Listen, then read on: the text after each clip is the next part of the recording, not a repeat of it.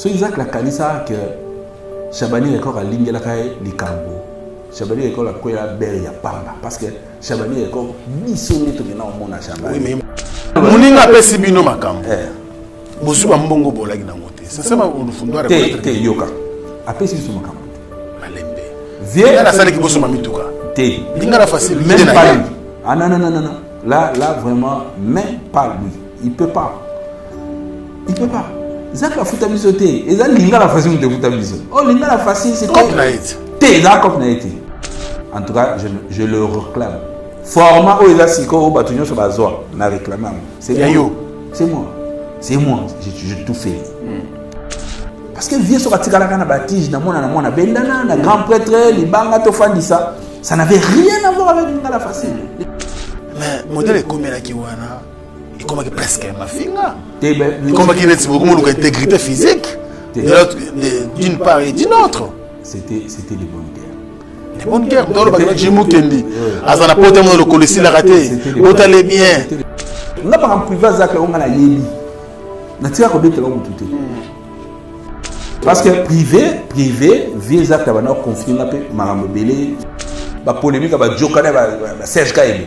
Ba yeba ko bunda na été. Même ba popo nous ba yeba ko bunda na été. Simba bakisi pour enterrer comme linga la facile. Ba pesa lumière na sana. Si c'est linga la facile. Ah ouais. Marabout nganga. Au lieu de solliciter ba bangonde bazoya. Toye na logo.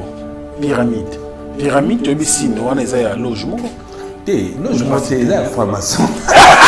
Logement de bangani. Na Yesu na Nzambe. Comment recréer logo ozoa signe ya formation na kocha na kati. Mais il faut choquer. Sinon il y a un peu tant de succès. Na ninga ba TV boy. Et tangela na comme émission o ça la succès après scène. Tangela comme émission. Exacté na émission. Parce que moi je suis chrétien pratiquant. C'était un chiffre d'accomplissement. 3 est un chiffre de résurrection. Dieu veut faire quelque chose dans ces pays, mais il a besoin des hommes intègres. Je ne suis pas parfait, mais l'intégrité c'est tout. Vote, il y a le Kunga, ticket gagnant, il y a les 20 décembre au Ezali, au Koti Obeti, numéro 20, président de la République, Félix Antoine Tshisekedi Tshilombo, les 20 Obeti numéro 20. Et puis, il y a la députation nationale, au BT 707, Jimmy Mukeli Chimanga. Banangali Moké, la députation provinciale, au BT 303, Jimmy Mukeli Chimanga.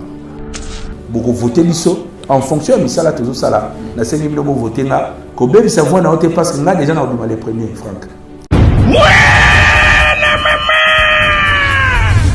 Fini le stress! Nakatia États-Unis! Restons chez Lisa Loboko. Pona kolia biloko kitoko repas ya ban Afrika. Communauté congolaise, communauté africaine, ezala ba Spanish pe ba américain, yaka o déguster foufou ya ba congolais chez Lisa Loboko awa kaka na Champaign Urbana Illinois USA esika wapi okokuta meni lokola ntaba motu ya ntaba batula dongo nkoba ya komweta pilipili mpakasa na mosaka basambwisa yango na ngai tonanga nini musique douce okolia okomela kasi kobosana te karaoke détente pe activité ya ndenge na ndenge mamaliza mufinuku ya États-Unis apesi bilengi na kati ya Champagne awa yaka olia madesu batula mabumu ya ngombe ya sexy awa nde epai bilengi elali stress na États-Unis abu pia yakania oyoki omoni o comprendre simba kanga pe bombake adresse na biso ezali se moko 208 West Griggs Street Urbana, Illinois, 61 801 Lisa Loboko, mufinuku ya États-Unis. Nzambe ya makusa. Tata mama bisika nous allons na mokili mobimba. Communauté congolaise de manière générale. na yeli susu pas na bino pour le ko sala bino cadeau offre ou ya monene ezali cité moderne Africa yango ezana sima na ngai awa. Ça veut dire que tous na maluku bande vonyo so ba yango. Alors ma référence on a zo pesa bino ezali zone économique spéciale de Maluku. So komi wana opusani monter juste na droite na yo okomona entrée Vodacom. Na entrée Vodacom wana li okomona cité moderne Africa. So le ka Vodacom muke omoni cité moderne Africa. On a accessibilité bomoni mituka to yenango moko za jeep moko za mutuka ya se mais awa ta auto benga catch ana Kinshasa ba IST ba vite to yaka moto ekokoma nyonso ekokoma sans problème. Voyez pour la la choix na yo. Je vous rappelle batterie auto za koteka awa za dimension à 20 mètres sur 20. Prix à $1250. Dans une dimension il y a 20 mètres sur 20. Bengangai rapidement na numéro Oyo. Plus 243 999 52 66 52.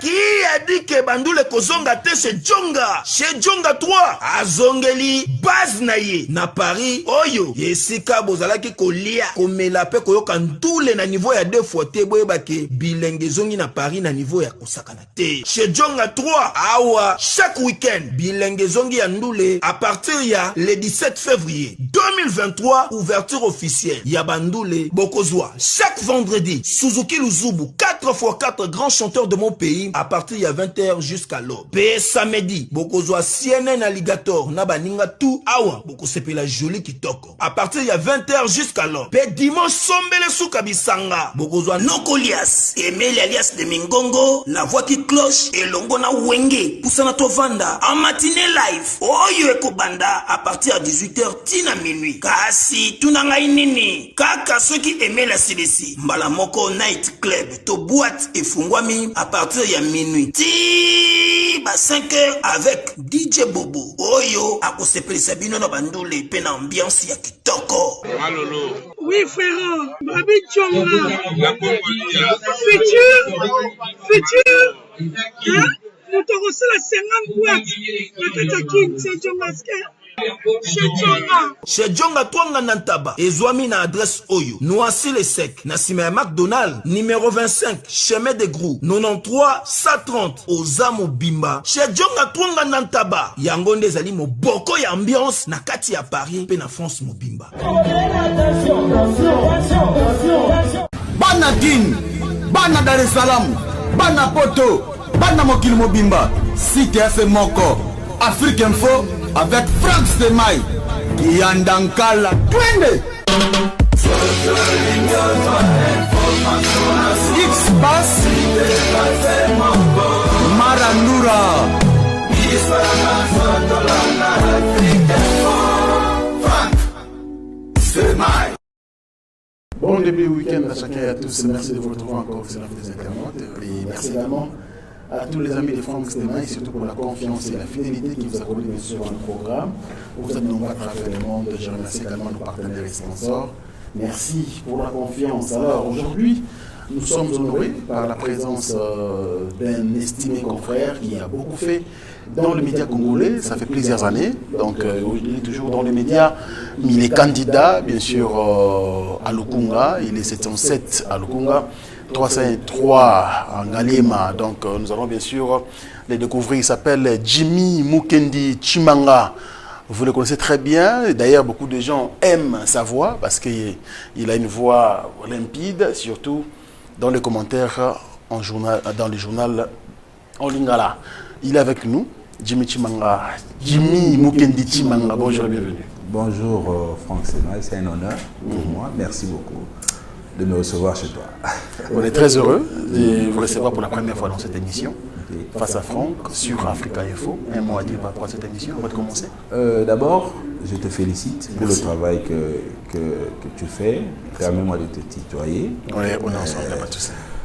Vous êtes en train de faire un travail remarquable parce que sur Internet, ça transpire de partout.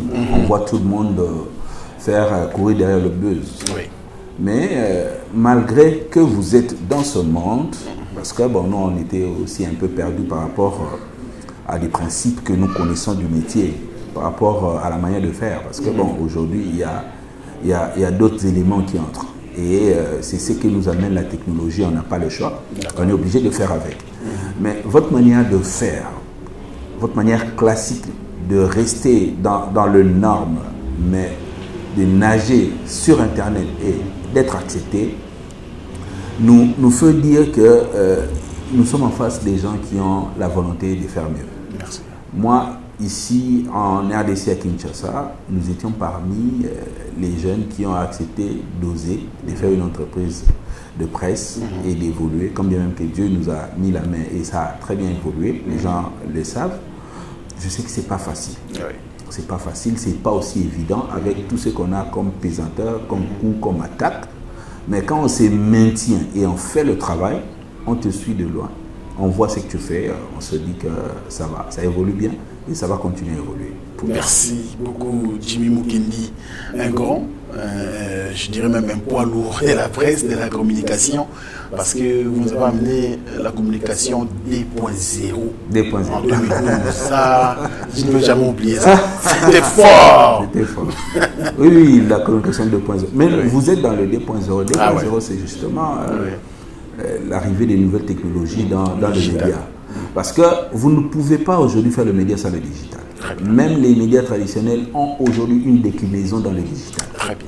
Le média télévision, radio, je ne sais pas moi, presse écrite, tous, je dis bien tous, quand tu es média, tu as une déclinaison obligatoire sur le digital. Si tu n'es pas sur le digital, tu seras moins rapide et tu risques de ne pas être suivi, de ne pas être accepté, de ne pas être dans la compétitivité. Aujourd'hui, même les télévisions internationales ont des déclinaisons sur Facebook, sur YouTube et ailleurs.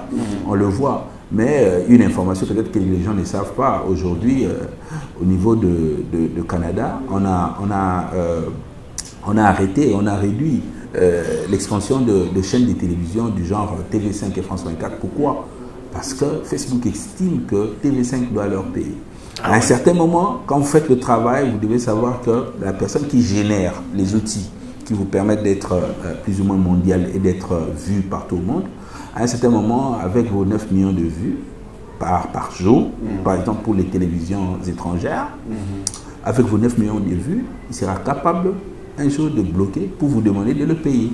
Et ils sont en négociation, je ne sais pas si ça s'est déjà décliné, mais bon, ce sont des choses maintenant des réalités que nous vivons dans les médias. Maintenant, si tu ne t'adaptes pas à toutes ces réalités-là, tu risques d'être ce qu'on appelle obsolète, c'est-à-dire d'être dépassé. Et parce qu'avec la technologie, ça va vite, donc il faut aller vite. Donc, le 2.0 a amené tout ce que nous voyons aujourd'hui.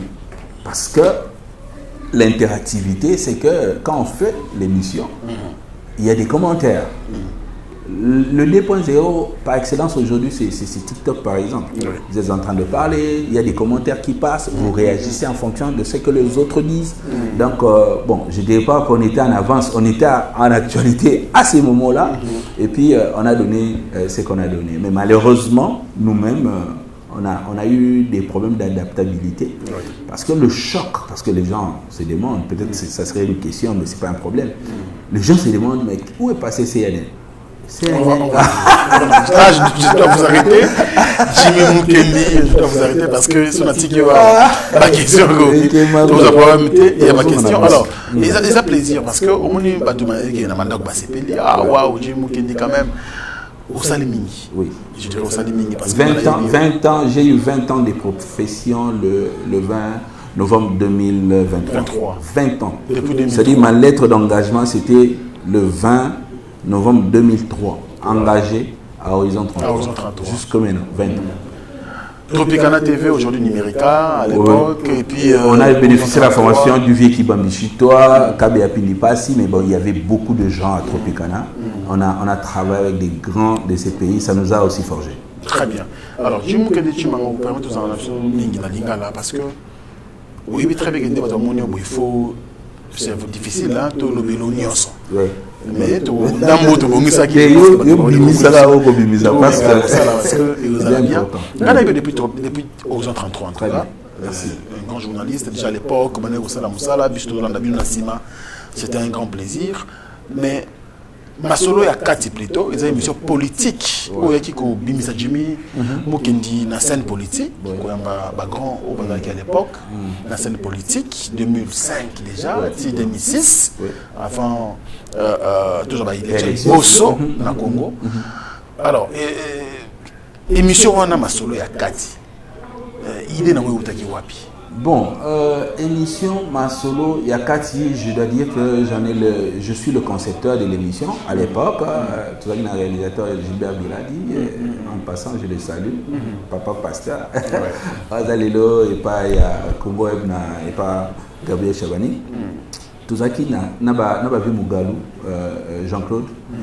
Tout ça qui à l'époque, que ça la programme est Horizon 33. Tu sais, la télé à l'époque, il faut programme bah, émission, donc d'état production bah, émission et par exemple émission proposée parce que on a été comme franchement des facile mais il y avait manque il y a émission à Lingala l'émission à Lingala na format oyo et sikoyo pour être vrai et outil na les solo grand débat si na sévi na côté les solo grand débat ils a qui création et horizon. Les solo grand débat. Les solo grand débat. À l'époque, Zakaï Baba, sur un Ayababa, Francis Kalongo, Bakamé, Baodia, production, ça, Malibanda.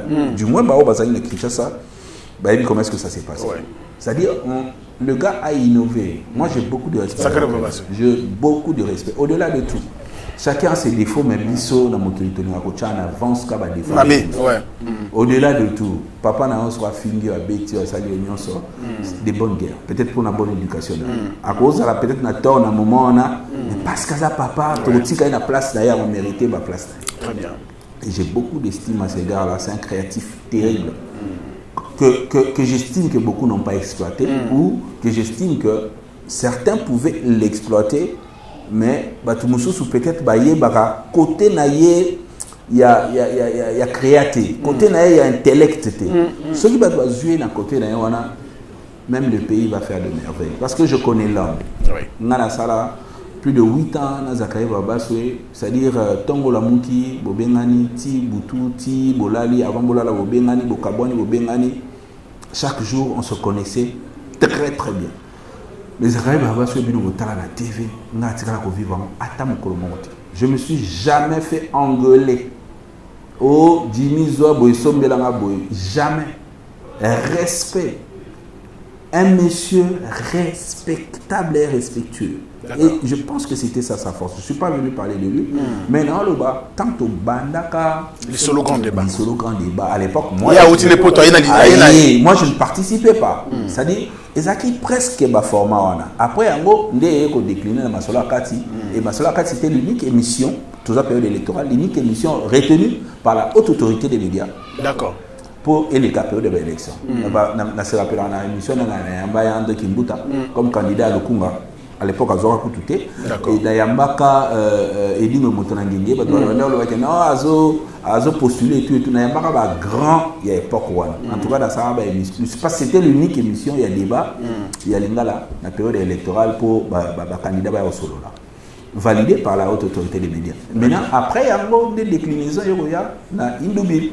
Indobil. Alors, Indobil. Créé toujours par Zakaï Baba. Baba c'est toujours. Parce qu'à l'époque, avant qu'on jouait au rôle, il y a. Bon, pas directeur de programme, tu vois, superviseur PT.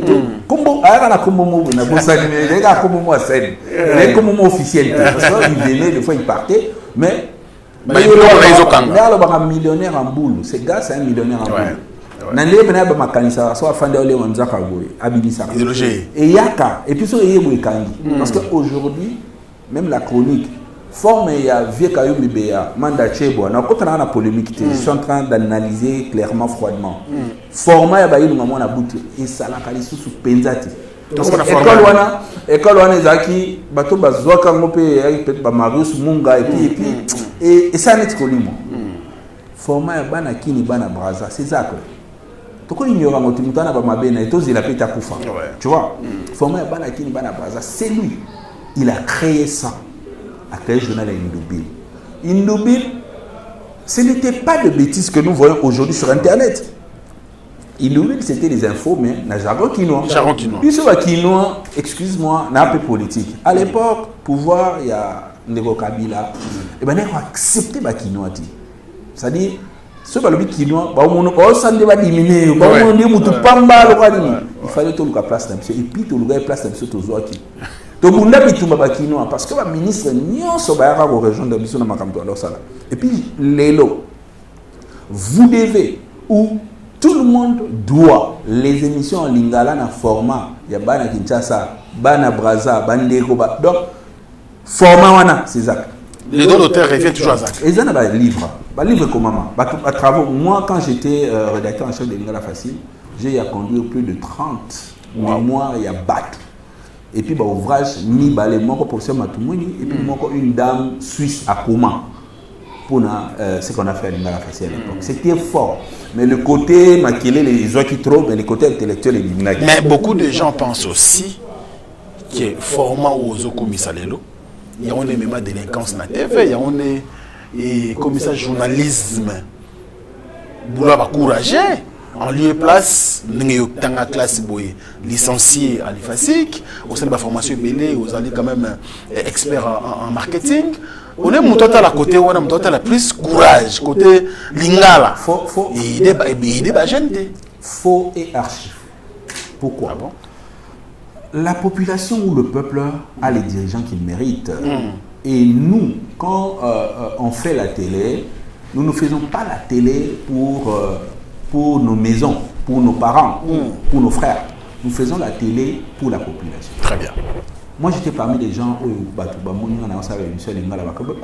tu as fini à l'université, mais à cette époque-là, c'était la meilleure manière de communiquer. C'est pour cela, à l'époque, selon les études, l'émission la plus suivie à la RTNC, c'était Caribou Variété. Oui. Il fallait changer les donnes parce que toutes les émissions, Caribou Variété a format français les Kakébélé. Qu'est-ce que nous avons à voir avec le français? Français développement Bokadine. Tout le monde était tout le temps en français. Tout ça, c'est en français.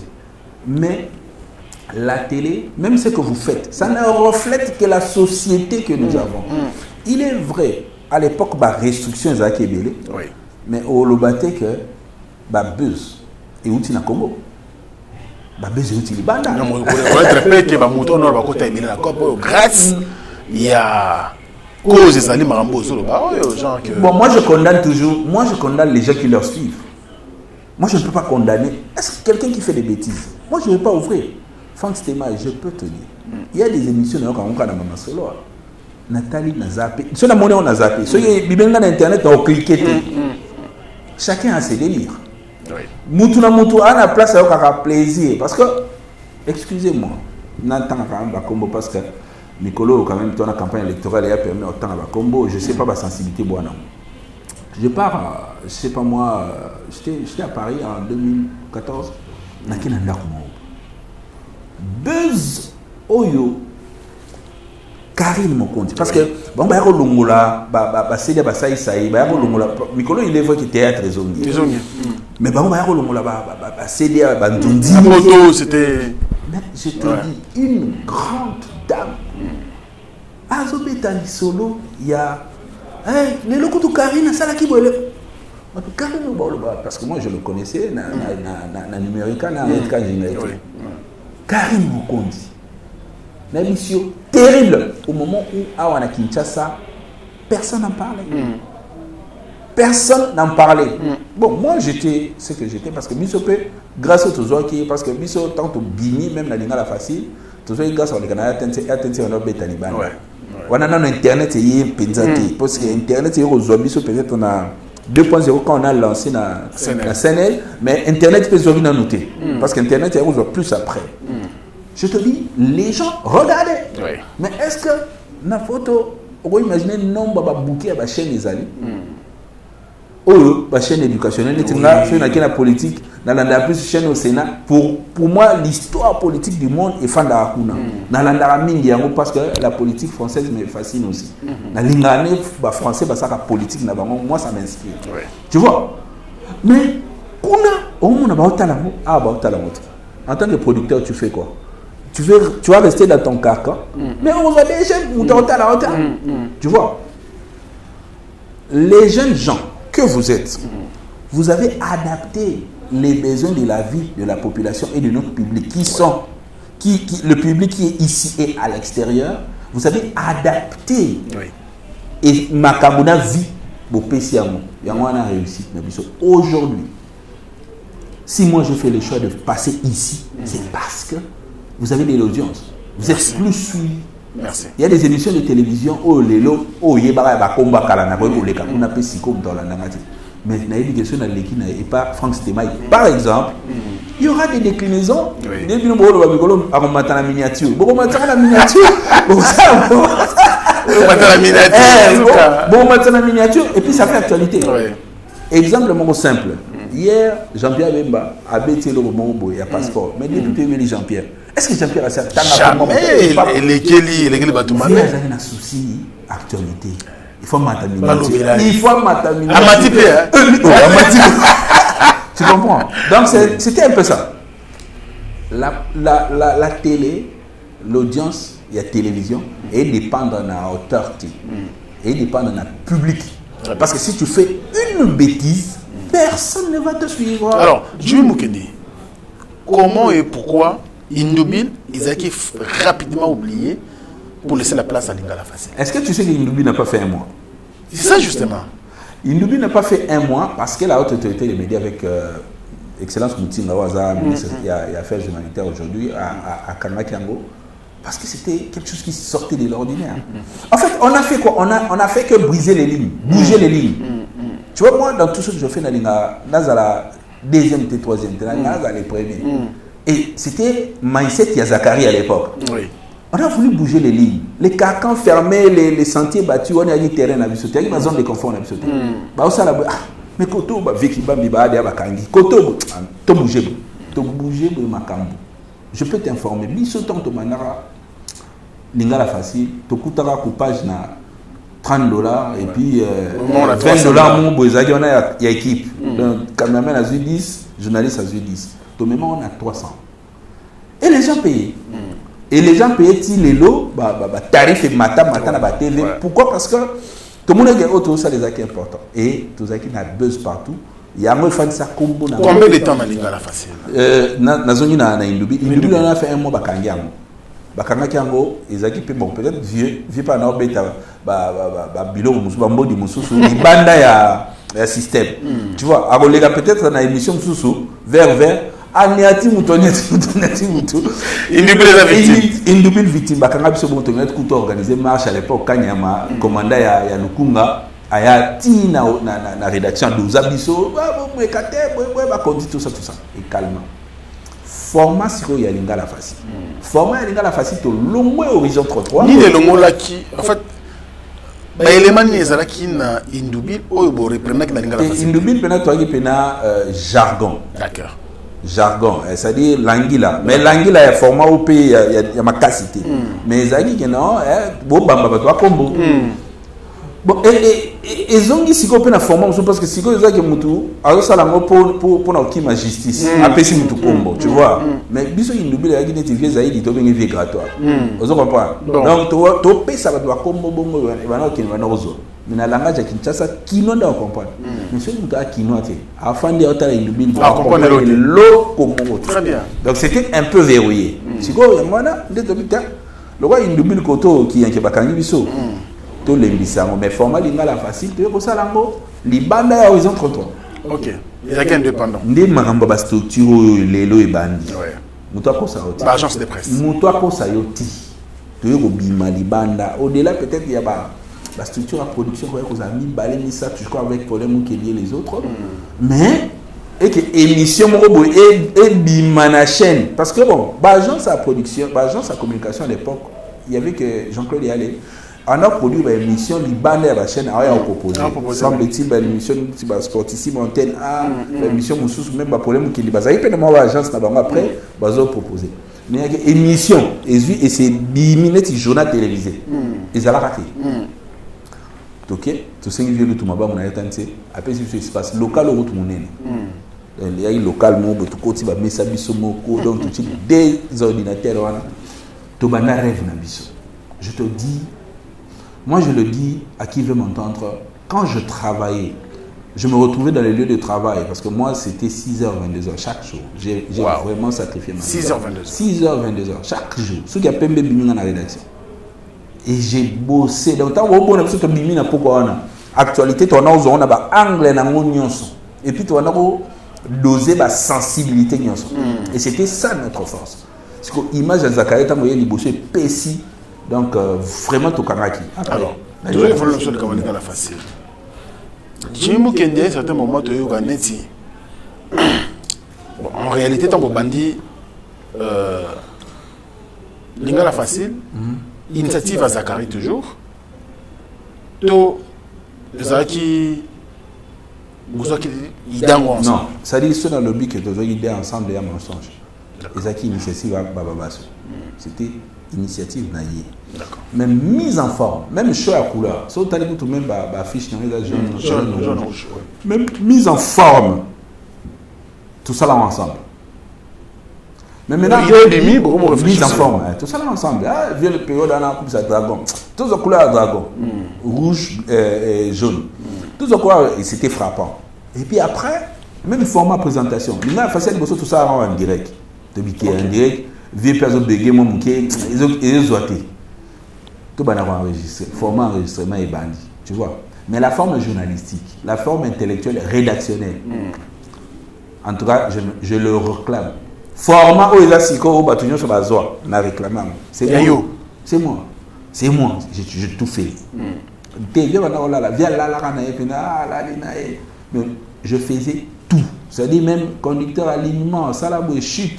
On a soukato chaboy, na soukato chamagag, tout c'était moi. On a travaillé dans le fond, dans le fond. Et puis, les autres travailleurs, Franck, je te dis une vérité, peut-être ça va choquer les gens. Tu as travaillé dans le bon. D'accord. Tu as travaillé dans le bon à l'époque, on a un jeune homme qu'on a vu, on a $30 à loyer. Bon. De ce fait, on a travaillé, on a $30 à loyer. Ça vous à l'aise.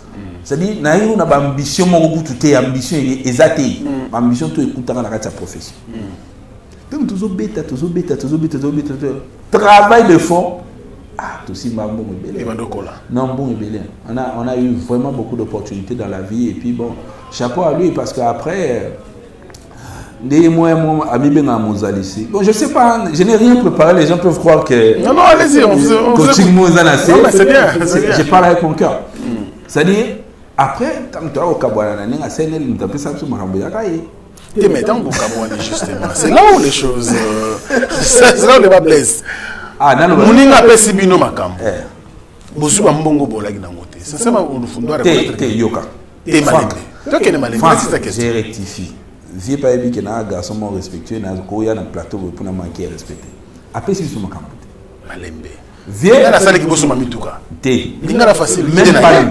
Ah non. Là vraiment même pas lui. Il peut pas. Zaka futa bisoté. Et ça linga la facile de futa biso. Oh linga la facile c'est cop na été. T'es là cop na été. Il y a une idée na. Et oh mais à Franck, toi tu peux avoir une idée. Bon ou bien on moni biloko bino bolobaka et puis ça rabat tout courage à koya aider binoté. Franck, toi tu as ta structure ici. Na besoin d'une idée moko géniale à millions. Toi tu as commencé ta structure bien sûr. Oui. Mais cette idée là et qu'on faire comme Mati, ça va continuer à battre des règles. Ce n'est pas mon acheter les machines, on a tombé, papa, bat bon mon Afrique Info. Mais après, moi j'étais aidé parce que vieux sur la tigala na batige, na mon bendana, na grand prêtre, les banga to fandisa, ça n'avait rien à voir avec l'ingala facile. L'ingala facile c'était la tête, c'était un travail de fond. Dans le journalisme, il y a classe où on a tagné les facile, to tchango bongo, to lingalizango. Et puis livre et professeur Matoumou ils ont expliqué tout. Il y a même des Pessara Makam, il y a même des Pessara Boukan. C'est pour cela, nous autres là, si tu me regardes bien, le côté Zachary, peut-être au Badamon a raté l'Enganazoa. Tu vois, les côtés intellectuels, les côtés négociateurs, tu vois. Et puis si je vais aller loin, voilà, les côtés où il y a une valeur dans un bon. Ça c'est vrai, tu vois. Mais dire que vieux acteurs abimisi na obi que ngana sala ba nina ba visa que Les gens n'ont pas jambe, travailler dans mon tour, c'est mon bon, tout. Non. Non, c'est rappelé que les jours où Bimisa bon a poché na Jimmy Sombata li pato qui n'est dans la boliato salabo. Je dis bien jamais. Mais c'était quelqu'un de social. D'accord. Jimmy n'a l'intérieur à to fan Jimmy n'a même pas eu maman va fan na autumba wana cigare. Venez, oh, ya ka to fan. Na boya na bo fan o luga elogo patron bengelio. Tina ozomona te via fan kaka image o ba yu mama sana ika comme ça. To fan par rapport à image. Bo si pe bo ka bona 2 heures, 6 heures na bureau. Alors, ni les acquis à la base de séparation de la séparation zaki là j'ai comme député ba ye bili. Tu vois. Donc ebeni bandindi. Tant Zak il a comme député ba ye bili. Là ba ye bili on a nous on faisait des reportages à $500 à l'époque. Les reportages à 1,30. Oui. $500. Vous en avez tika. Tu vois? Si autant de commis pour moi, tu vas me faire réfléchir. Moi, je n'étais pas dans ça. Moi, dans des polémiques, au Bandaout aussi, je n'étais pas dans ça. Parce qu'il y a dit que le secret des réussites, même dans tout ce que tu fais, ça se trouve dans ton travail. Très bien. Ça se trouve dans ton ventre. Si tu ressors ça, mon qu'il est moni aux humains. Donc, je n'ai pas intérêt, Naya. Na ben la Franck na quitté si Franck pour en exister des alati. Tu vois. Donc vieux à l'époque on a fait un bengo santiga qui vient à parler. Jimmy, OK na place vous avez combien? Oh na zoki autant. On continue nani combien autant. Même on va vous arrêter. La question est parce que pas na toi les ngala facile ba yebaki. Toi qui n'a pas pris à libanda n'a pas secret professionnel à Kati. D'accord. Et puis, il y a un monde qui faire évoluer la structure. Ce n'était pas installé par Zakari. Au moment où il y a un maïs, si on peut se dire il y a un mot de beaucoup de travail dans mon tout. Il y a quand ils ont bloqué, ils ont fumé maïs pour Azoé Bélé. Viens à Katia BT et $100. 300 bisous de comme ça. Ok. Ça en a bis. D'accord. Vous comprenez? Et puis, na Katia BT, ça en a un mouvement. Il y a un autre qui a été par reportage et puis j'étais très dans le mouvement. Au moins 300 années dans notre pantalon. Donc vivant il y a la facile. Si vous avez un abord à 500, vous avez 200. C'est clair. On va voir. Tu n'as pas besoin parce que ça est. Oui, donc ça garantit ça. La réalité, je n'ai intention à vous les aimer tout. Tu vois, si vous viens comme calculer à 200, je te dis, Franck, ceux qui ont un bateau loyal dans la vie. Je le suis. Pourquoi? Parce que Zak a été obligé à attaquer Ebélé à l'époque. Ok. D'accord. Il y avait des propositions. Même au Kilo, il y avait des propositions. Et moi, je t'ai resté fidèle. Moi, je t'ai resté fidèle. Je t'ai resté fidèle. Et c'est pourquoi Ben Nabi sauté. Zak va attaquer Kaka. Va attaquer Kaka. Moi, je t'ai resté fidèle. Mais maintenant, quand Bamaramouana, là. On a un sous-entendu. Tu vois, Néo Salakeno, vie a commis chef Yamakasi, vie a expliqué que Boro ya banana ngai, to bana bo bana balarata, to bana on est to bana. D'abord formé là qui magazine simple et puis après on s'est mis en entreprise, bon entreprise on tchiba comme on a bisoté, on te le conseille. On te le conseille, les créations d'ailleurs. Mais après, bon, tu vas qui agent, pas trop collaborateur, parce que de toute façon, on est au Kabolambo, il y a collaboration. Mais après, tu sens que l'homme n'est plus le même. L'homme n'est plus le même. Moi, je suis resté à mon lieu de travail, jusqu'à la dernière minute. Moi, le blocage, j'ai commis. Parce que, te dire vrai, on a touché l'argent, on a fait des campagnes. Nous sommes tous ces campagnes à moi, je pars, par exemple, par exemple, Banque Centrale. Banque Centrale, on a négocié campagne. Banque Centrale est payée $30 000. Moi, je dois faire une campagne pendant 1 mois. 1 mois là, Binoko a pris à la 1500. On a 1500. Je viens de me côte à côté. On a un ça. Si c'était ça, au moins place deal. Deal à la facile, puis la place est pareil. D'accord. On a là au besoin de ban. Mabé. On comprend. On travaille dans mon tour. Boutique on va dire. Ce qui n'a foutu qu'un bon on a ça. Mais laisse-moi te dire Franck, au-delà on avait des salaires. Et na ba média nyonso bato simbara salaire le quoi biso bazati. Moi en tant que directeur, ça je reconnais. J'avais mon salaire et puis na ba mbonga week-end. Ba biloko na wanga na ba société ba tata na biso. Na chaque week-end on les kana caisse boye pena ata $150 à carburant. Chaque week-end. Et là, ça nous mettait donc dans l'esprit moral et travail que tu ne peux pas imaginer. Mais bon, après, il y a eu ce qu'il y a eu, on s'est séparés. Quand on s'est séparés, après séparation, juste quelle que soit la colère, la colère c'est la campagne. C'est la campagne. C'est Jimmy Mukendi. 303 na limite. Ça dit que 07303. Ma campagne la campagne de vendre la wana. En fait, moi maramboyo. Batoyo kango penzate. Et raison to suivre moko directeur général. On me peut expliquer. Attendez dans le bango sans un visa que toi qui il y a 2 jours. Oh, il y a beaucoup on a bien. Les amis on est bien. Niveau ya guerre et komaka. Il est vrai raison possible c'est valable. Ouais. Ils appellent une raison professionnelle. Mais modèle comme la kiwana et comme presque ma finga. Comme qui est beaucoup moins intégrité physique. D'une part et d'une autre. C'était des bonnes guerres. Des bonnes guerres. Dans le bagage Jimmy Kendi. Azana pote mo le colossi la raté. Otale bien. Ataka li papa. Vers Daniel, on va quand le shower. Kota aussi là. Et puis on a eu des pèses. Quand le shower il a eu des pèses. Vers l'homme qui a diabo. Kota aussi là. Ça dit on dit là-bas il y a diabo. Biso fan na diabo boy. Ça dit ça va balinguer là. Vers l'homme dans wingé. On va wingé. Ba wingé no ba za wingé boy biza wingé. Ouais. Eza wingé. Ba kolingela yo. C'est mai rosa c'est mai ba lingeli yo. Tu vu on a pas niveau qui non obéta concert yo ba so ba bien non so pour ça tel niveau vous comprenez là on a vu ça tant que comme on a vu à qui fâché azaki arraché il était fâché en tout cas na chaka ba déclaration na compte wana et puis vieux directive ou au sala maman santé pas vieux ce pour faire la petite qui te chauffer TV bon donc et là on le va exacter téléphone on a auto chauffer mais tout que chauffer TV babilo na ezaki beaucoup sikoyo tangu parce que ayeba ke ngana na otikala mais j'en avais marre quand même na les on a tiens ça kena déjà mutakina dit d'accord yoka ni solo parce que na obete ni solo to elimati na super nango ah et ça biso bien il y a croisement il y a lingala facile à Sénégal d'accord parce que yaki obimi na tongo boy oyebate na ok lingala facile to no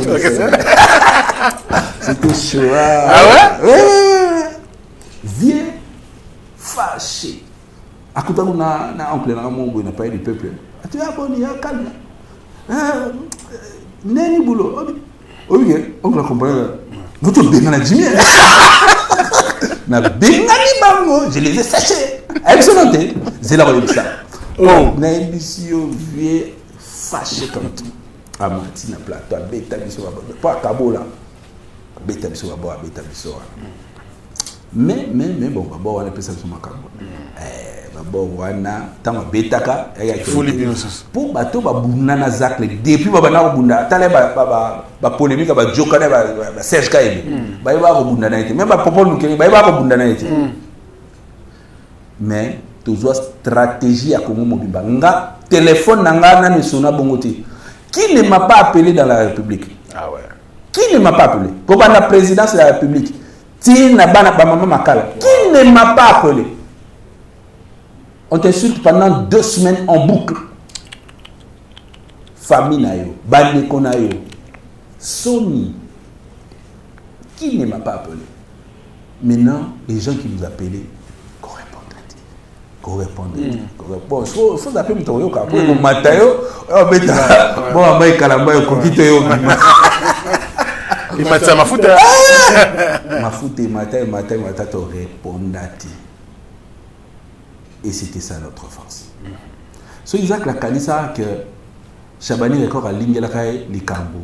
Chabani record la koya ber ya pamba parce que Chabani record misonné to na mona Chabani. Oui, mais il me pas espace m'tali besoin à l'époque Congo ouais besoin. Mais espace il Chabani pe mutoba polémique ya kala. Ya ba Marie-Paul, ya ba donc vu on a déjà à comprendre parce que internet parmi bateau va comprendre pas internet na Congo bien Gabriel a fait ça tempo. So aïe que battle wana n'est pas ça makambo. Non, nous allons expliquer vieux Chabani, Babaramon nous expliquer. Oh petit, bah 20 au sarana ni bambon on a comme ça, on a fait sérieux. Toyé au félité, Chabana ça se fait espace en félité, on paye. Donc on fout régulièrement et puis bon bien mais accompagnement na soutien on a né siro et bien ça peut vieux rage. Mais lui son monte qui n'est pas Chabani. Chabani n'avait rien contre Zakari. D'accord. Ah non, bon, on n'a pas le temps pour ça. Mais il y a mon vieux là, bêtier bazac. Il faut m'attendre, viens à finir. Non, c'était comme bon. À l'époque, Doudou Chamana, on avait un Jamaïque Kassamba. Et Baby Nazak. Bishop Péo, on a tous en fond Nazak, les airs au bébé. Doudou Baby. Voilà, Nini, qui n'est pas Kassamba, pour la bête Nazak. Fan, c'est un plateau.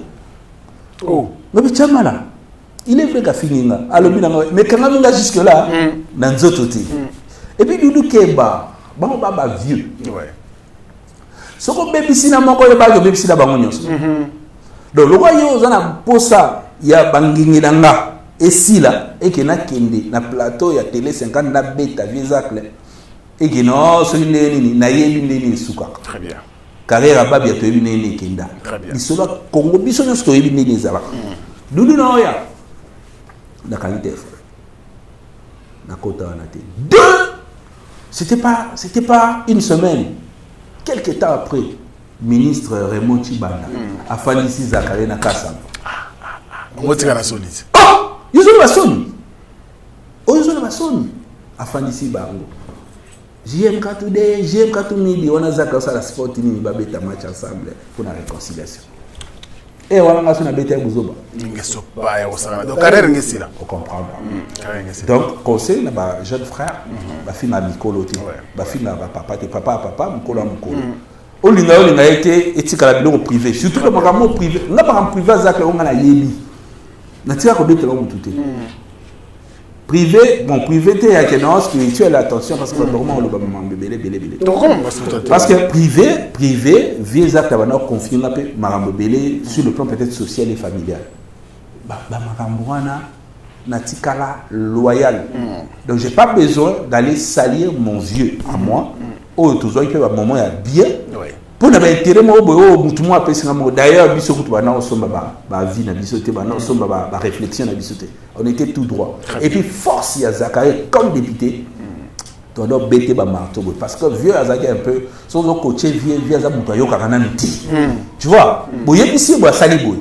Mais sur le bien avec il faut se cause à la manière de le quand tu lui parles, tu parles. À un certain moment, quand tu es au salon, tout le monde est sur la plateau de télévision, abonné au développé par argument, gloire à Dieu. Est-ce que c'est les salama justement pour Bomalinga la facile? Pas du tout. C'est les salama pour Toluka. Toluka non. Simba Bakisi pour enterrer comme Bomalinga la facile. Mes frères et sœurs. Au Baola Nabiso. Ah aussi Bakisi a sa vie. Biso famille Nabiso pour passer Bakisi. So aussi Bakisi a sa vie.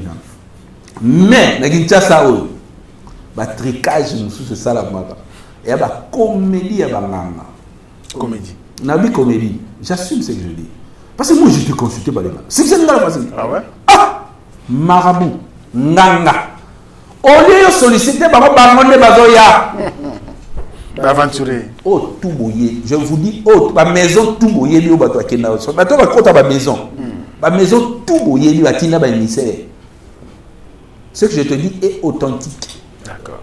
Nalia na ba mbisi na ba restaurant belé na ye na Mambo Galaxy na côté poisson.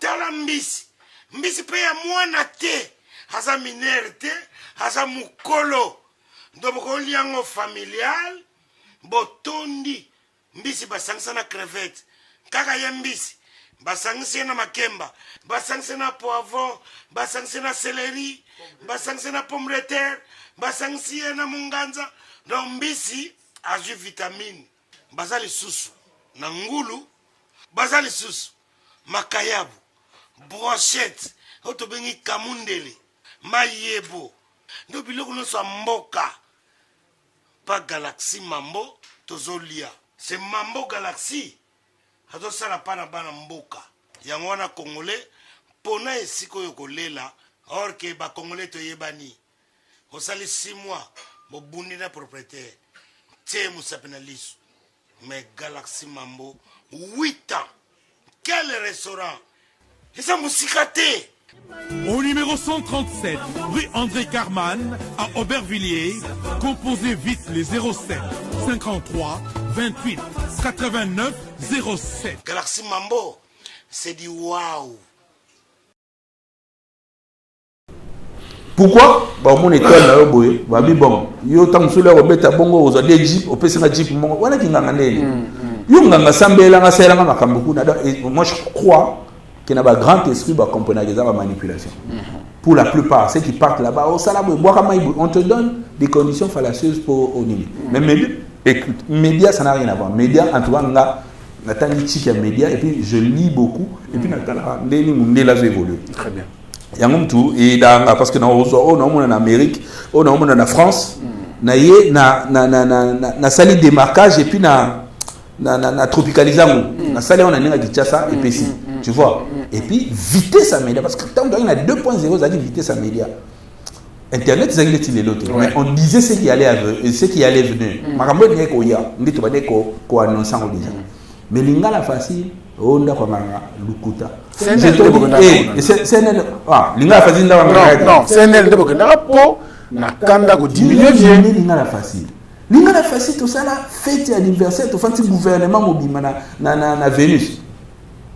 Il y a la facile. C'est surtout ça la facile. RTNC 1. Tozo beta. Info oh espace exact va vivre à Calais. To bengi likolo solo ni. Info esili na butu boche la ba bocha bana wana ndoko leka.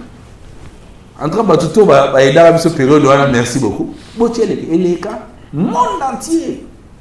Téléphone na linga facile au fanda ta. Vous comprenez? Ouais. Toye CNL. CNL, Ezaki, Siko, bon, idée à CNL. CNL, c'était moi. Communication à Lingala. Communication à Lingala. Communication à Lingala, c'était moi. C'était moi dans quel sens? Les amis sont là. C'était moi dans quel sens? Dans quelle mission à Lingala facile à Lubumbashi? Il y a des reporters, je crois, à la société aviation. Nazana Karai, na Fandi, idée à CNL. Ah bon? La mission de traiter service à Lingala facile, na Bandio Kouma. J'écrivais, na commis. Les seuls qui ont parce que on comprend même, à logo, même le système va comprendre. Na commis CNL. Si na bengi, masalanga mo c'est de base. Cédric, tala idée na frère na appelé Jojo le Koji, na bengi, m'expliquer. Va valider. Va pas tout difficile parce que bon, dans la vie il faut avoir des gens aussi qui réfléchissent. Va valider malamment. Va valider. Kitoko. Qu'est-ce que c'est CNL? Communication à Lingala. Tout le monde dans le monde de la journalisme, mais parce que déjà, à Lingala, on faisait la pub, mais on nous attaquait parce qu'on faisait la pub. Parce que la pub, dans les infos, et ben, c'est marié, déjà, en créant un programme, nous voulions avoir, déjà, tout le monde a lagué déjà les Cambouanes. Communication à Wana. Na Lingala. Je me suis dit, succès dans Kinshasa, il faut s'en à 3 personnes. Jean-Marie Sambaïla est un tricaster. Pour prêter la télé. Jean-Claude Yale, communication jusqu'au dents. Et puis Zachary Baba, Kiki Sasa, Balabala. Tout ça, tout ça, d'accord. Tout ça, ça dit, je mélange à 3 personnes. Dit que mission est là comme manque. Ça dit quelqu'un qui aime TV à bien, Kamwa bien, à Otala, quelqu'un qui aime la communication, à Zanabino, et puis, Bana Kinshasa, Bana Braza, toujours Bazawana, place logo. À Pézalé. Tu es dans le logo. Pyramide. Pyramide, tu es ici, nous on est à logement. Logement, c'est la formation. Logement,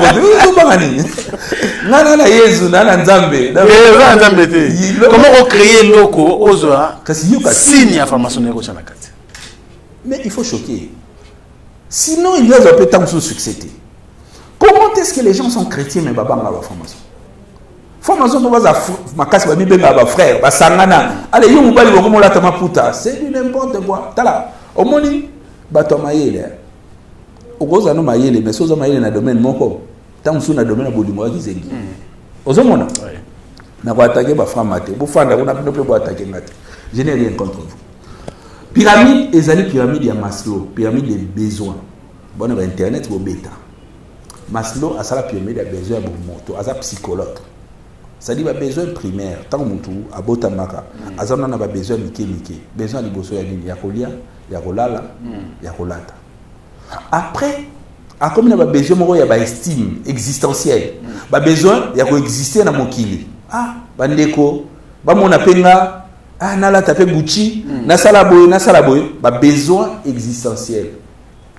Et puis a commis na ba ambition ya ko sala kombo. Une explication parce que na obédience on a lingala. Ils en ont ba blo, ils en a tout temps on a ba classe. So tant ko psychologie donc yeba ke na tira logo wana kuna. Rien à voir na makamba ya femme.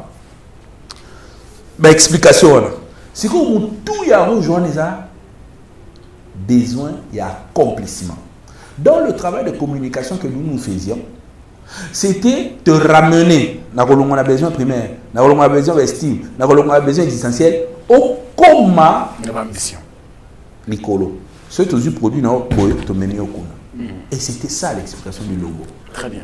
Et puis tout ça, c'est ma couleur. D'ailleurs, tout cela, on a Paul Balongui d'ici, monsieur, je le salue. Tout ça, on a Paul, tout ça, ils ont une mouture, ce qu'on n'est pas nanga. Tout ça, dans le centre culturel, tout ça, il y a une conception, tout donc.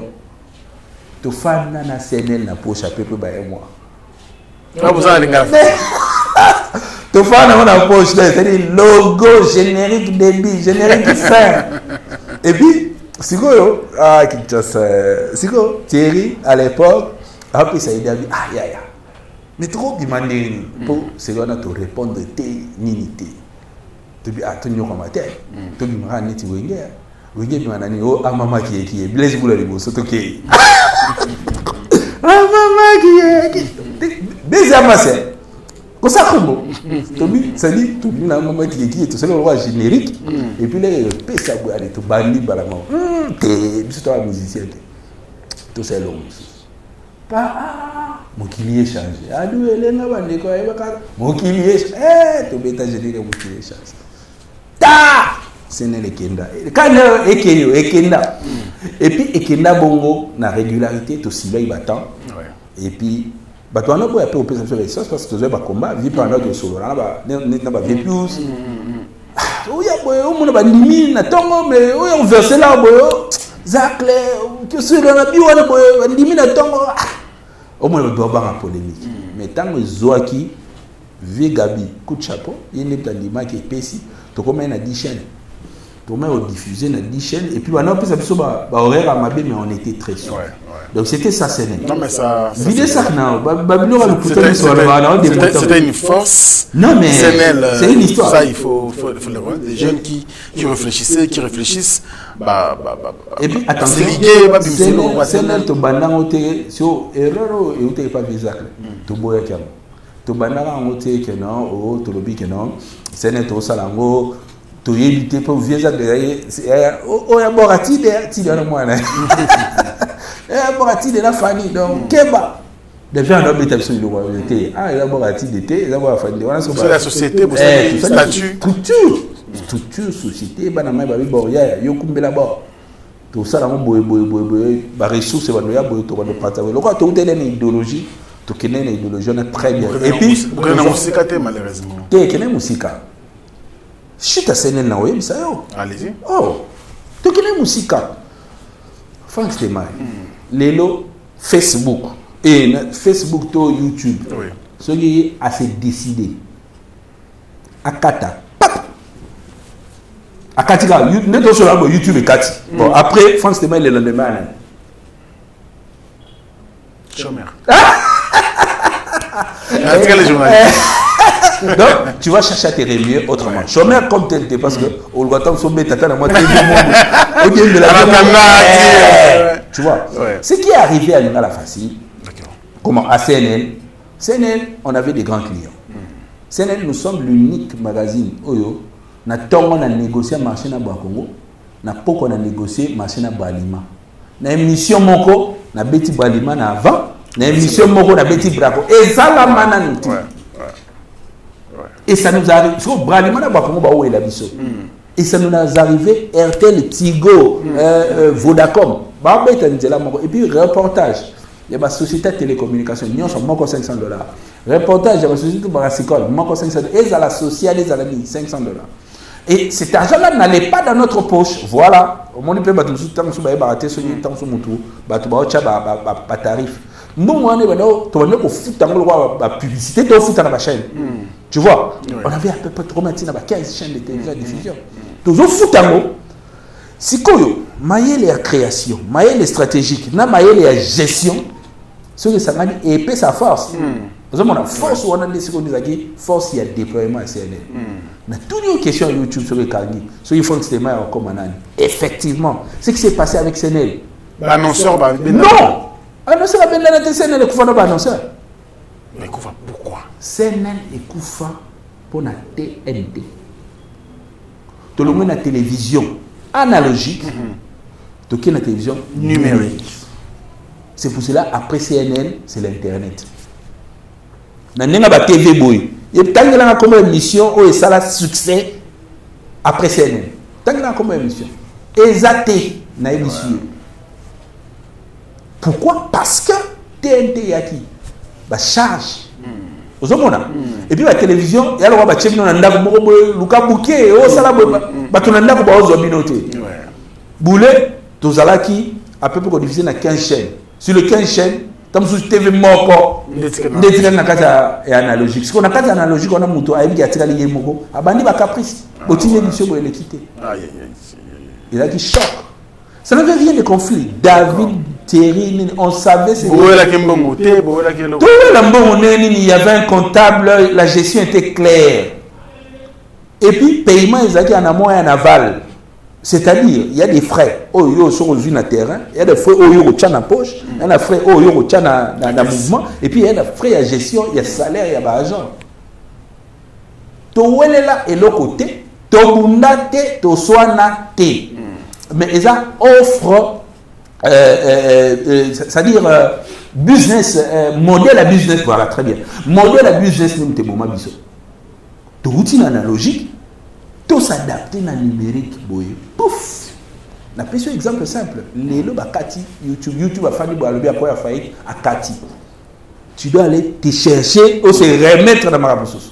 Et c'était ça, CNL. Mais tout le monde individuellement pour créer, il a créé communication. KNB. Non. Quel boulier KNB, pour ton information, KNB, ils ont créé CNL et maintenant qu'il y a CNL. KNB existait déjà.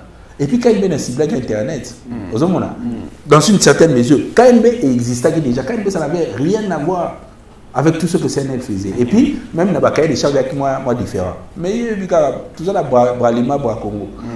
Bralima, ça a été primus, ça s'appelle la meeting. Tu vois? Donc, ils ont dit que CNL a primus, meeting, il y a les salles. Tu vois? Mais l'implémentation et la manière de faire et la manière d'exister, ça aussi, c'est autre chose. Aujourd'hui, même la télévision, va mettre en abysse. Comment on a l'abysse pour exister. Mais aujourd'hui, même la télévision est quoi? Merci beaucoup, Jim Mukendi. En tout cas, il y a beaucoup à dire autour de ces messieurs. Non, mais franchement, merci et bravo. Parce que Moussa, dans le monde de la communication, et mon nom est là, qui c'est vrai qu'il va égaler Binoté, mais ça là quand même à peu près 2000 euros, ça c'est très bien. On va quand même prendre les imparties de cette émission, c'est la campagne électorale. Aux candidats Nalukunga premièrement et puis Nangalima comme candidat député provincial, 303 Nangalima et puis 707 Nalukunga. Jimmy Mukendi Chimanga. En 2018, vous avez candidat? Très candidat. Très candidat. Mais malheureux. Tu n'as jamais candidat malheureux. J'étais le premier. Il y a liste, il y a parti dans la. Bah, donner un assaini. C'est-à-dire, on est parti politique au Kalazalaka à l'époque, parce que dans le mois qu'on a. Ok. Nazaki les premiers, c'est-à-dire, Moutoura Zoba voir le Kabatou, tout n'a parti, dans la République Mobimba. Il est vrai que toute l'initialité, c'est l'égalité. Vous comprenez? D'accord. Et puis, moi, à Gitambo, j'étais voté. J'avais plus de 2000 voix. C'était moi, il y a un 900 voix. na funa na bino ba seja na 900 voix comment liste siko ça là omoni ngasi na ba double ya ba bino wana. D'accord. Vous comprenez? Et puis une révélation, la campagne il y a 2018 ça là on a 50 affiches. Mais bon, 50 affiches. 50 affiches. Sans spot, sans ligne. Tout le monde a moyen de bords. Vous comprenez? Mais j'ai fait le voix que j'ai fait. Tu sais pourquoi? J'étais aimé. Ou je suis aimé. Les gens m'apprécient beaucoup. Je le sais. Bateau apprécie ma casse. Même dans mon monde politique, je ne suis pas un parvenu. Dans ça, qui est et là, politique, n'a opportunisme. Mais moi, j'ai fait la politique dans ces pays et que na moni fatigue au pouvoir. Et ça, la moteur au bête la mal sur leur pouvoir et fatigue mieux qu'il n'a yazaki. Vous comprenez? Comme journaliste, comme promoteur des médias et puis comme acteur politique. Tous ces gens que tu as vus là, ils sont venus après. Même ceux qui étaient élus. Seulement que Bissot, tout ça qui tu en es pour accompagner Batu. Quand tu es au service de quelqu'un, tu ne dois pas être un homme d'ambition. Non. Tu vois? Parce que moi, Bissot, par exemple pour Zach, on travaille éclairage de ton opé Zach. Moi, je n'ai pas besoin de ça la boucan, de ça la campagne de Zach, la Zach, l'américaine. Ton opé c'est éclairage. Et puis, anecdote, ta campagne à Zach. Campagne est bandée à lancer à Kepoto. Ah bon? Il est rentré une semaine avant l'élection. Authentique. C'est moi qui étais élu. Nasala, directeur de la campagne, Nasala Nyonso. Ici à qui? On a travaillé, on a politiquement. Et puis, anecdote, tu suis la campagne à Zach. Vezaka, il n'a pas ça aux députés là. Ah bon? V aux députés. Te Bamaramwana Ngaiti, Nalini Nangati. V aux députés. Il faut postuler aux députés. Tukumbe la vie bon. Tu as comme un député. Oh, ambition, bah, fana, bah, bouler aux députés, là, ta costume, qui sont pour, qui sont contre. Rien. Mais qui est là, bon, mon lobéléo, lobélabatu, qui est pesa. Tout ça, intelligence. Raison pour laquelle les gens ont vu. Quand on est la scène, c'était pas peut-être volontaire, mais pas comme candidat parce que tu vas pas sa lumière à la vie. Si on va pas batailler, tu peux ça faire marambo simba. Tu vas pas sa lumière à Jimmy Boy. Anya Tabiso. On comprend? Né. Alors, on ne peut pas quelque part, vous avez bien satisfait. Après, résultat. Satisfait. Après, résultat. Je te dis, moi, j'ai fait le directeur de campagne des AC. Bateau à Yazwa, tu es non, Yazwa, mais après, tu as combien de députés? Après député, on a ce que tu as dans Maramavi, non? N'est pas ce que tu as. D'accord. Alors, pour ça, quand tu as Ngalema, et puis quand on a le Kunga, on a passé quoi, on passe à l'équipe. Tu es go passé à l'équipe. Attends, mon retour. Nazobanga Moutouté. Franchement, je te regarde dans les yeux. Dans ça, appel des gamagogies, tu as la possibilité. Nazobanga Moutouté. Et puis, bien sûr qu'il y a le Kunga. Franck, mon élection Touro, élection Touro, opposition Makasi Zati. Aux Arabes, on a vu ça, Kabila, Kele, Ezate. Ok, c'est un petit Kabila, il a nommé de la commission. Oh, effet fourmi à Jean-Pierre Bemba. Ezate. Odem Belafiste. Odem Belati. Campagne Siko Eza, bah, voter pour Franck Stéman. Ah ouais. Bah, voter on a Nini au Sala. Et puis, dans l'élection, c'est deux choses. Tu dois être connu et être accepté. Très bien. Alors, Jim Mouken, il y a eu pas mal de journalistes. On commence par notre vieux Zakala Basoué, qui est député en 2011. En 2018, des collègues journalistes de l'équipe Bénin. Mais apparemment, tous au monde vraiment, tous au brillé. Faux et archi faux. Tu vois, notre pays a été créé par les journalistes. D'accord. Bateau, c'est un pouvoir mingi. Même dans l'histoire ancienne. Soit tu es dans l'armée, soit tu es journaliste. À l'époque, à la lumière, les philosophes, ni exercer pouvoir. Mais si les journalistes sont soldats pour la ligne, parce que ce sont des gens qui savent comment est-ce que le pouvoir fonctionne. D'accord. Tu es médecin, au rose d'attendre sur le cabinet, journée, ils arraniment. Journée, ils ont consulté, au traité malade, au là. Mais journaliste, journée, ils ont nous sommes différents. Équivoque, il y a des journalistes qui réussissent pas, peut-être ces journalistes qui font du bruit. Ouais. Il y a des journalistes qui ont fait mandat il y a des journalistes et même des promoteurs de médias, depuis qu'ils député Banda. Aza, car on a assemblé, et puis à travailler à kitoko puis à évoluer. Peut-être que les journalistes au biso to tchaka pour la plupart et ça à sali boucan et puis à sali et l'autre côté sur le plan fond. Nous sommes différents. Même na zone de journalistes to yebani. To bi que non muto akendabe muto akendabe muto akendabe. D'accord. Maintenant la population doit savoir muto bo pour na bo tinda. Est-ce que aza crédible na kiye? Tu vois, c'est la ligne n'est pas Jimmy Mukendi. Bon, moi une fois élu député. Une fois élu député, j'ai un combat d'abord. Parce que au-delà de tout, au moins on a eu ça que ma politique aucun n'a détaillé, aucun n'a ma historique, allez, ma politique tout le monde qui n'est pas. Fachi a eu pouvoir en 2018. Jimmy Mukendi a se retrouvé dans la magie à politique comme conseiller dans le cabinet Moro Songolo. Et puis après, je me retrouve dans Maramousous. Comme journaliste, je fais 20 ans de profession. Oui. En tout cas, d'exercice et puis de profession et journalisme à succès. Je ne suis pas passé inaperçu. Na comprendre, na tambouli République démocratique du Congo mobile. Na tambouli Bamboka Libanda. Et puis Bamboka Libanda na tambouli on na COP mon na ke côté KO na ke Dubaï ko soma té na ke ba reportage na ke ba misala. Na za au moins une idée il y a comment est-ce que la chose publique se gère et comment est-ce que les choses se passent. Malheur, il y a République démocratique du Congo dans beaucoup de choses que nous faisons. Et ça, souci avec le découvert, mais compétent à niveau aux années. Au moins, il n'y a pas de sport, il fallait vraiment tous avoir un temps, un débat populaire, en face, tout sur la Kinshasa. Toi, tu veux être député à Kinshasa. Tu vas faire quoi? Tu es quoi? Il y a des députés, il y a des candidats qui ne savent même pas parler. Il y a des candidats. Mais ça va coaching. C'est vrai. Nous, sur le plan communicationnel, on a eu qui n'a pas interview. Et tout ça va couper. Attention, combien de fois? Vous comprenez? Il y a des gens qui sont non seulement à sa crédibilité, à sa incompétent, à sa inconscient, à sa mouyibi, à sa escroc, c'est-à-dire par opportunisme, manque à faire, à tiki boulot na yo bana ko côté le mbongo parce que na mona ki intel à ça là qui politique, c'est alors on va penser à la politique. Ah ouais. Moi j'ai fait plus de 6 ans comme secrétaire général adjoint en charge de la communication d'une formation politique auto-vue pouvoir. Il est presque qui bat ça. Merci Nandemo Sita.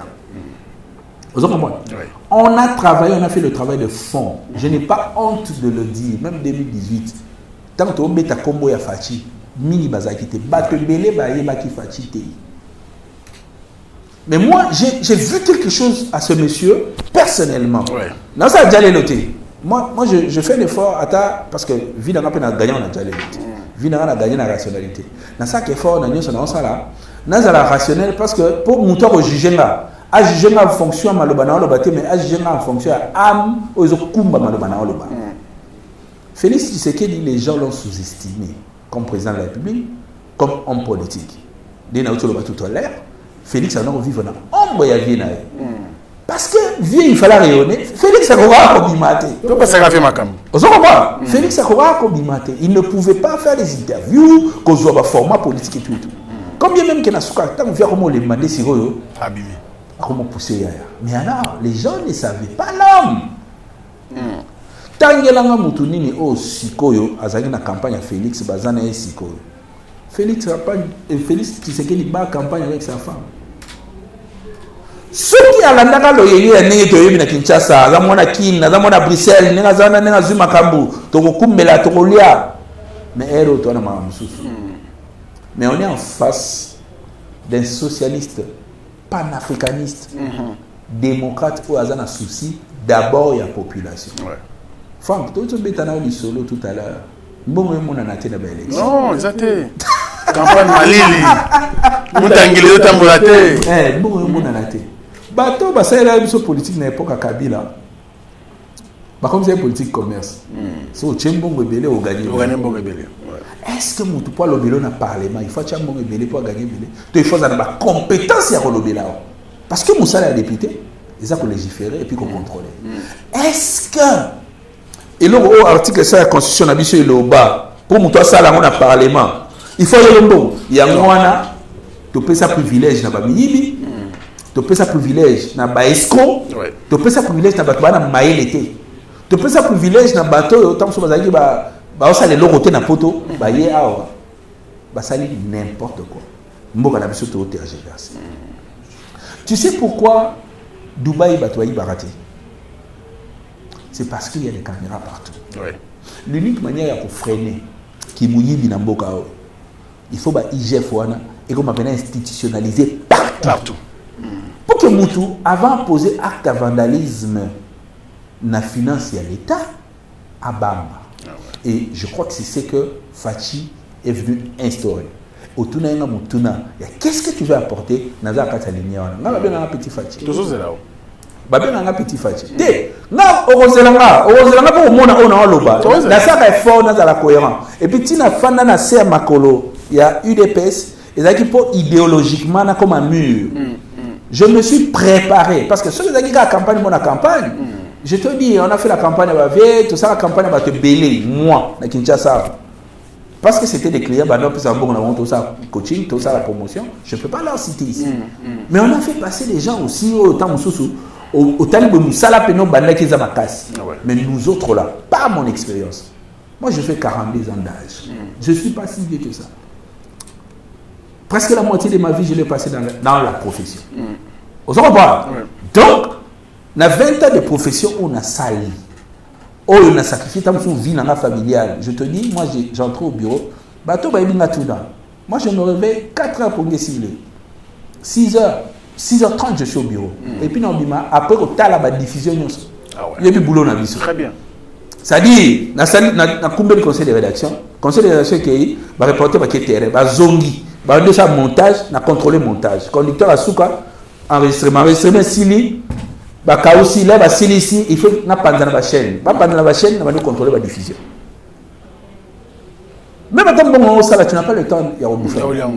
Tu travailles, tu es dans le travail. Et alors na kata musala j'ai eu la possibilité il y a fan na mesa ya ba konja mboka. Très bien. Ozomona. Et puis ko fan wana la politique aux Israéliens non au moment où pour yo exister. Neti attendre l'élection tout le Israël sauter. Donc ça va voter yo neti nga ne lukunga voter nga ngalema tala neti ngalema wana. So na ngalema. Pourquoi na 2018 c'est na Kitambo? En 2023, oui, dans le cas. D'abord, je me considère comme un vrai Kinou. Na fana na ba commune tout ya Lukunga. Ba commune tout. Na ndako na Ngalema, na fana na Kitambo, na fana na Lingwala. Et puis, tant na lo bango ba se rappeler. On se comprendre. Ça c'est na fana même na Njili, na lo bango lelo Frank Stemai. Ba ora mususu to na ba ora ya batu musute. Ora na nga na kocha na bandal. Na kocha na matete na obunda et puis na obima ozo comprendre mais maintenant tous on a lukunga liste à lukunga ba o bazali lukunga 2018 combien de bana qui sasa oyo déjà le mieux je l'ai mis na mona mboka combien de bana qui Kinshasa o bana Kinshasa va voter ba Kinshasa va voter Kinshasa te ngana voter na Kinshasa na voter na clinique Ngalema na viva na tanga na Kinshasa salma comme tout na Kinshasa a kolia bomoni ngani na évoluer tout ce qu'on détailler carrière. C'est quelqu'un que vous connaissez. Au moins, na feedback, il y a réalité à Makabuto Kinshasa. Sur le plan, il y a sur le plan professionnel, sur le plan de la vie. Na yebi Kinshasa. Ngale li bulu monene o mutu akoki se prévaloir que non, ngala mona ngale papa 21 quartiers, 198 localités. Même si tu as des millions, tu touches pas tout le monde. Vous comprenez? Mais maintenant, pour voter, il faut zala kati ya mutu na bango. Il faut baye bayo ne élection ya touro. Omoi batu so oboye bi ona ba to sa stade. Mama nanga. Touro ba ozamo. Ba ne go biba. Je te dis. Omoi batu na lobi bien batu ba to sa stade. Na répéter batu ba to sa stade. Surtout na lukunga na biso. Oh, batu minu boyera bo na lo ngera bo boyera bo to boyite. Mais ozanani osala nini? Biso to bana Kisasa, to connais la Kisasa, bana Kinshasa. Ninga ba décevoir biso pe. Jimmy Mukende a kosa la biso ni soki aleki Jimmy Mukende chimanga. 707 Lukunga, 303 na Ngalema. voter. Oui. Mais après tous les années, il faut faire attention à discours démagogique. Moi, je n'ai pas le discours de la rue. Oh, makamamaï, n'a retouché dans le problème courant. Ah non, mais je rigole. N'a eu député mon babinga, n'a pas attaqué plus problème à l'environnement. Programme, ils ont gouvernement, il est vrai que le gouvernement est une émanation et assemblée nationale. Ouais. Mais le programme, c'est le gouvernement, le programme, c'est l'homme a besoin. Forcément, pour ma couronne, ils ont voté dans Kinshasa. Tout le monde. Et puis, ce n'est pas qui n'a résolu le problème de couronne de voter là. Toute relativité. Pour ma maille, Nakaluka, attends que ça les 5 forages. Ça quel impact? Parce que le forage, c'est un entretien. Ils ont un pouvoir d'achat pour entretenir le forage. Bateau va sala ba forage à Kala et débat va sundo la va. Vous comprenez? Après campagne que bémino. Ba sundo la va kende. Donc c'est pour dire que moi je ne suis pas dans les discours démagogiques. Moi je suis na kati réalité à mon salaire député. Oh ils allaient légiférer et puis pour contrôler na kati contrôle wana. Moi je mets l'accent sur changement et moto. Très bien. Nous devons changer les systèmes de pensée des gens parce que on va pas trouver la démarcation, la différence entre les mobutistes, les kabylistes et aujourd'hui les fascistes. On ne va pas trouver la différence. Pourquoi le système de pensée est resté le même? Moi, je viens avec le combat des systèmes de pensée. Et que, aujourd'hui, moi et toi, on nous met dans une responsabilité de dire que ça, c'est l'argent de l'État, on touche. Quelqu'un touche, il va en prison. Quelqu'un touche, on l'attaque, on nous touche. Et puis, je pense qu'avec Fachi, c'est pour cela. Ils ont cause de soutien là, toujours qu'il y a dans sens là. Aussi, l'imam à l'état de la fatigué, justifié vous n'avez IGF. Celui IGF est clairité au côté au sali boloko. Donc, tant mon bis, ton dit Maroc comme député, ton dit Maroc comme homme d'État, pourquoi pas? Ton dit ma lobby, fatigué nommé biso, ton comme ministre, ton comme je sais pas moi, mandataire. Ce n'est pas mauvais, mais il y a que ça un pas à prison. Ceux qui ont évité et que structure n'a eu et défense moi ça la structure na yo yebara ke yo même to futa donc papa na binoto maman na binoto ndeko na yo azo comme député azali sous musika na prison. Il faut comme bongo. Les gens parlent des sanctions. Oh bazora mbongo belé ko nimine mbongo te tikela mbongo na yi mais asuka pa na mbongo na yi soka simbi mbongo à l'état bakangi et puis excellence il faut zonga dans le monde politique. L'excellence parce que moi pour avoir été journaliste, je sais ma vie à ma politicienne. Je sais comment est-ce que ces gens-là fonctionnent. Fonctionnement là, il faut plus les armes. Il faut homme d'État, quand on t'appelle homme d'État, nous tous, nous serons focus toi et puis on se dit que cette personne-là incarne toutes nos aspirations. Et que si on le met, Wana, à quoi changer. Et moi, devant toi, je le dis, Nabana Lukunga, Banangalema, moi je vais changer. Je vais changer pas parce que Naza spécial, mais parce que j'ai la volonté de changer.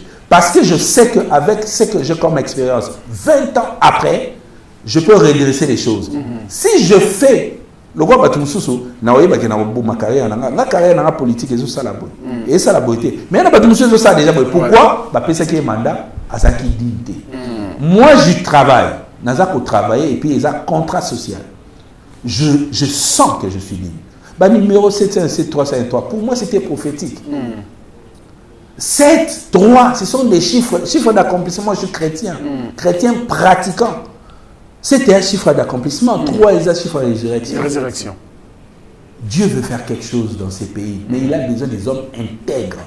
Je ne suis pas parfait, mais l'intégrité c'est tout en moi. Très bien. Nasengi, bandeko ba papa, ba maman, pour ne pas citer bandeko nanga Kaluka, bandeko nanga ya Malweka, bandeko nanga ya Manenga, ba quartier 21 nyonso ya Lukunga, et ya Ngalema, ba quartier nyonso ya Lukunga, bandeko nanga ya Mitendi, bandeko nanga Kogelos, bandeko nanga nyonso ya Kinshasa. Il est vrai que tu vas distribuer ba polo, tout le monde, ba casquette to lati. Mais il y a moins de même système en 2006, même système en 2012, même système en 2018, tout les lit. Pour tout les latés. Et c'est ce qui est dans le Parlement, les députés Oyo, basé dans le soutien au Luxembourg. Et puis Oyo, basé dans la vision et chef de l'État dans Solo. Moi, j'ai fait la campagne de Félix Tshisekedi en 2018 sans qu'on soit un rond. sikoyo pe na ba plateforme na nga nyonso na ba média na nga nyonso nazali ko sala campagne ya président Félix Tshisekedi sans kozwa un rond. Je le fais pas parce que nana posa quelque chose, mais je le fais d'abord par conviction politique. Yango wana vision oya Félix Tshisekedi il faut accompagner d'une certaine manière et ko senga que bocha biso maboko bana lukunga les 20 ezokoka kolala ponyi mulaité. Oza la bataille boso bo kele détermination na bino ndeko memanga na parlement na yoki trop. Nazala ba groupe il y a plus de 250 personnes na téléphone nanga ata soki 60. Boyebi ni to sololaka. Boyebi ndenge ni mode opératoire ya bato balingi ba somba bino ezali. Mais boyebi pe souci o nga nazala ngo po to bongisa mboka na biso. Parce que en définitive, il faut quelque part to tika quelque chose pour na banana biso, pour na bandeko na biso, pour na bato ba wa mona Congo plus tard ba mona kenon, Congo pesa mboka ya bato parce que to ki na rappel banda, to mona ka ndenge e fonctionnaka, to za na posa, to implémenter yango na mboka na biso. Donc, vote, il y a le Kunga, ticket gagnant, il y a les 20 décembre au Ezali, au côté Obeti, numéro 20, président de la République, Félix Antoine Tshisekedi Tshilombo, les 20, Obeti numéro 20. Et puis, il y a la députation nationale, Obeti 707, Jimmy Mukeli Tshimanga. Banangali Moké, la députation professionnelle, Obeti 303, Jimmy Mukeli Tshimanga. Et puis, au conseil municipal, au moni aza intègre, au moni aza digne de confiance au voté. Nana rêve topé le koutambo ya rolobate, oh na osala la bino social, oh na ofinga intel na diembele parce que watembele pour voter ba pe na nenga ofinga. Pour voter là quoi na ofinga intel. Mais ce que tout le monde mutako finga azate, mutako diembela azate. Boko voter biso en fonction de ça là toujours ça là na sengi mino voter nga ko bebi savoir na hote parce que nga déjà na obima les premiers Franck. Pourquoi na kitambo so na ça déjà 2000 voix na kitambo ceux qui tournent à multiplier moi que combien de 3000 chaque commune 3000 personnes va voter nga so beti 3000 fois nombre on a déjà na romema mutu mutu ozana simananga et ozala bien mais ce qui est sûr le Congo va passer confiance et puis se retrouver la parlement le Congo 707 Ngaliema 303 Jimmy Mukendi Tshimanga, retenez bien ce nom. Azamuto to ibibiso nyonso mona Kinshasa to moni ndenge ya bandi musala na ya sala yango très bien et jusque là témoignage ma bébé zate to ko sala confiance ko le kabayo to sala en 2018 parce que ba mutu parce que ba banda baninga musuba kota to la peine ba okumbela Parlement wane ko sala vraiment bien. Je vous connais merci beaucoup trop pour la super émission. Et ça depuis bien la disponibilité à temps na yo on a embellé ko sala la campagne paye mon préféré au Cameroun ce moment où il y a télévision franchement ça fait plaisir. Au moins qu'on a un dernier message caméra toujours yango za liboso. Non, dernier message ezaka que toko sama mingi moi j'estime bana lukunga to votera bato to yebi place ba otité ayeka malama ka boni so mo to voter. Je pense que c'est le moment où conscience il faut que voter les trop mature to koli na lukunga to yebani ngana za Jimmy Mukeli Tshimanga ba professeur na ba na lukunga bato to sambela ba na église ba na lukunga bato to travailler na bango presque na ba chaîne ya télévision belé tout ça na bato peut-être peu to format na cadre culturel na cadre peut-être ya ba la mouture asbel tout ça la conférence na beaucoup bato ba mona. Donc moi je demande à ce que ba tata ba mama ba ndeko ya Ngaliema bo pesa ma confiance 303 ba tata ba mama ba ndeko ba ninga nanga ba leki nanga ba ya nanga ya lukunga bo pesa ma confiance na 707 mboka na biso ko changer et puis na ozala digne ya ko représenter bino et puis bendele et ko yara jamais. Très bien. Allez, ça est fini bien sûr avec notre invité Jimmy Mukeli Tshimanga, candidat député national et provincial donc lukunga 717 Ngaliema 303, merci. Merci. Merci à vous également, fidèles internautes et téléspectateurs, pour la confiance que vous accordez bien sûr à nos programmes. Si vous avez aimé cette émission, dites merci donc à celui qu'on appelle Merveille Mampouya, les soldats, et puis Gino Massampo, les géants. Quant à moi, je vous retrouve prochainement, bien sûr, avec un plaisir. Au revoir.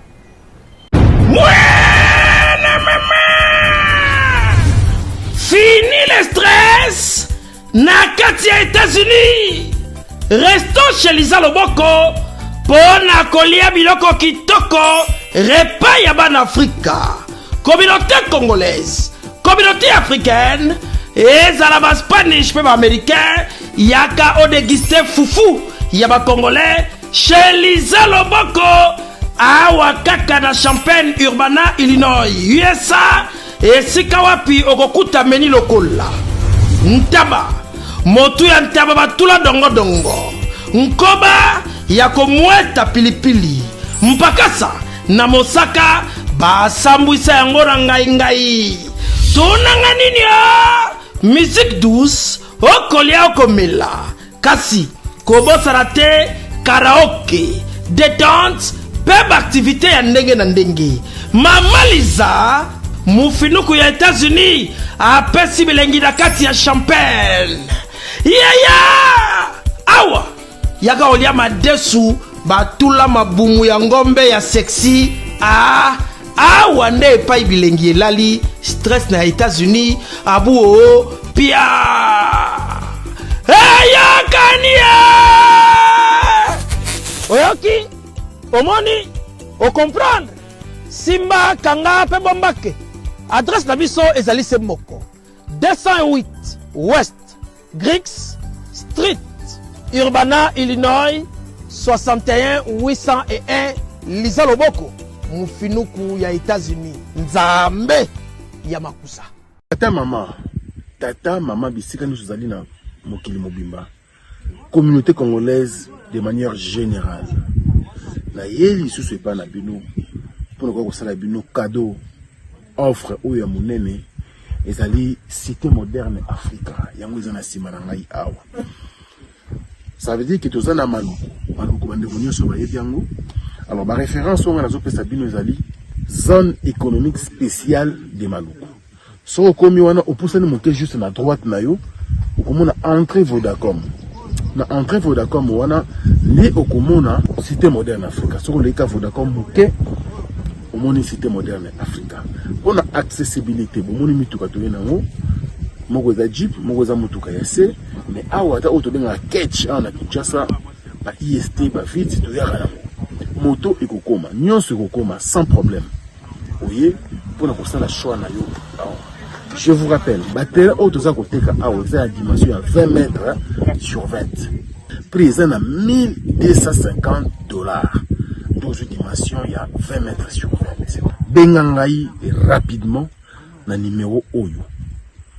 Plus 243 999 52 66 52.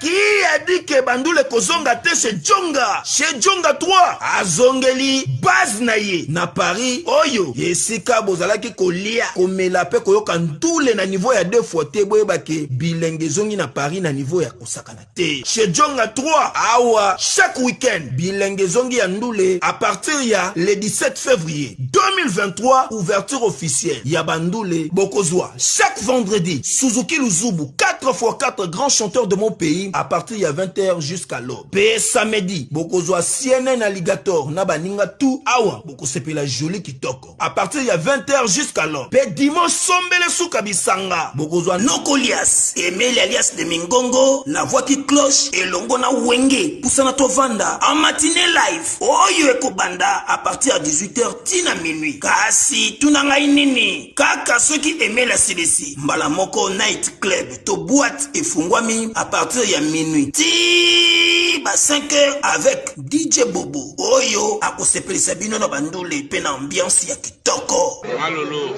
Oui frère, Babi Djonga. Futur. Hein? Nous t'avons reçu la 50 boîtes.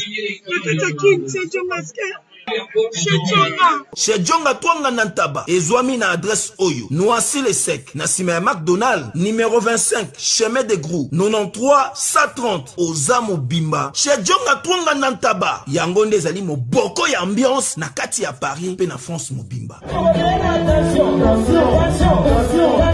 Bana Guine, Bana Dar es Salaam, Bana Poto, Bana Mokil Mobimba, Cité FM Moko, Afrique Info, avec Frank Stemai, Yandankala, Twende.